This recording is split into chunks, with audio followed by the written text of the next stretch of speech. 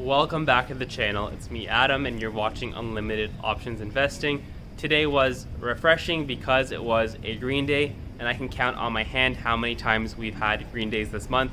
Hint, it hasn't been very many, especially given how vicious this month has been. The riskier the investor or trader you've been, the more likely it's been more painful for you.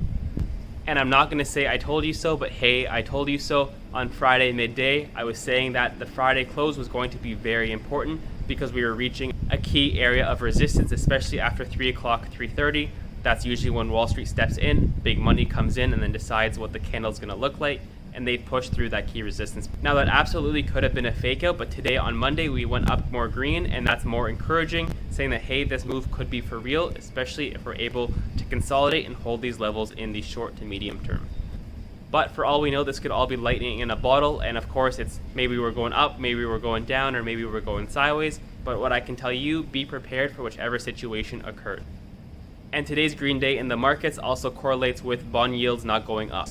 We saw that specifically on Friday with the US 2-year government bond yield finally reaching an inflection point. We're also going to be talking about big names like Tesla, Bitcoin. If this is your first time on the channel, welcome aboard. Hit that subscribe button. Here at Unlimited Options Investing, we talk everything from stocks, crypto, options, ETFs, and we're investing for the long term. As always, smash that like button. Let's get started.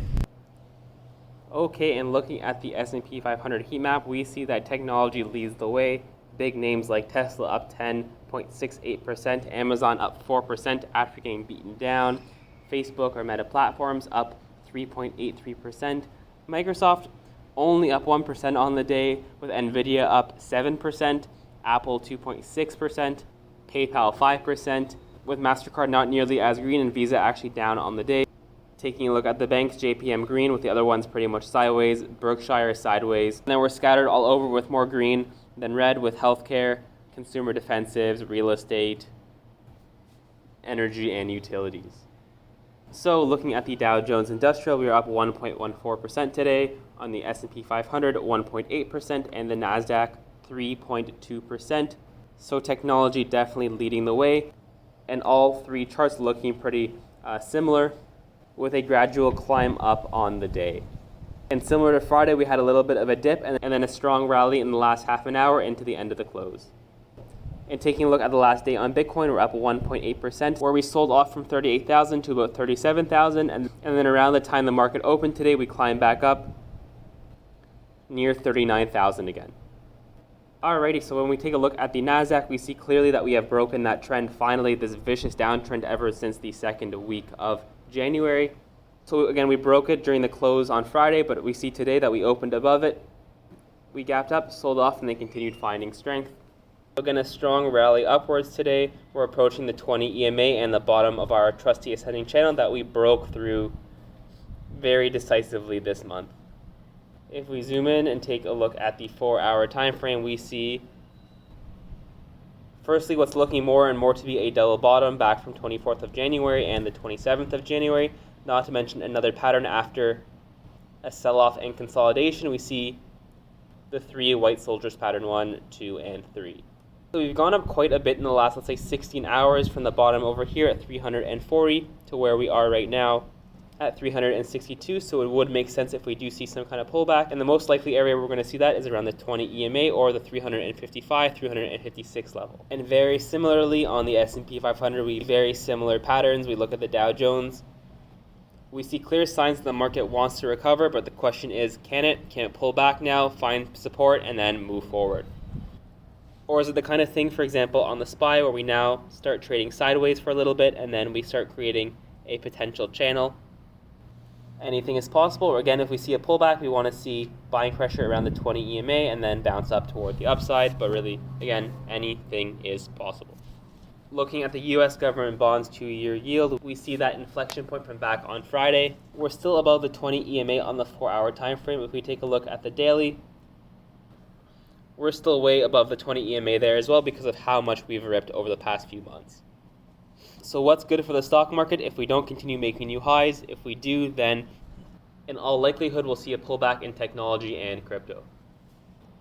Taking a look at the FANG index, so similar to the Nasdaq and the S&P 500, we inched above the trend line back on Friday, and today opening and closing well above it. As with the rest of the indices, we're reaching a key critical resistance point. We're reaching the 20 EMA on the daily. And not to mention, we have big earnings this week. We have names like Alphabet, Meta Platforms, and Amazon. The one big name I want to take a look at today that was up a monstrous 10% for a company valued just below $1 trillion. Tesla. On Friday, we see a very nice hammer candle sitting right on the trend line intact from June of 2020. And I also know from the charts on my brokerage that the 200 simple moving day average is right at these levels as well. So a lot of potential for a support, and that's exactly what happened on Friday with a gap up today and then a big move higher today. Taking a look at crypto, and what I want to mention with this is that we've created a mini upward trend ever since the 22nd of January. And what we notice, if we continue following this trend up until the 6th of February, we're going to come in collision with the downtrend that's been intact since the end of November, beginning of December. Now, it seems most likely we're going to touch the 20 EMA first, but however, if we break through the 20 EMA, we're going to continue compressing between both trends before we decide whether we're going to continue going up or continue breaking down. And like usual, the same can be said with Ethereum, a little bit on a lesser scale, maybe over the last couple of days, but we definitely see a little bit of an uptrend. And most likely, if one breaks, the second one is also going to break, followed by all the altcoins. Alright, and that's the end of my video. Thank you very much for watching. As always, let me know in the comments below, do you think this is a hot flash in the pan, or are we going to sustain these levels for a potential rally? Let me know in the comments below. As always, subscribe, like, and I'll see you in tomorrow's video.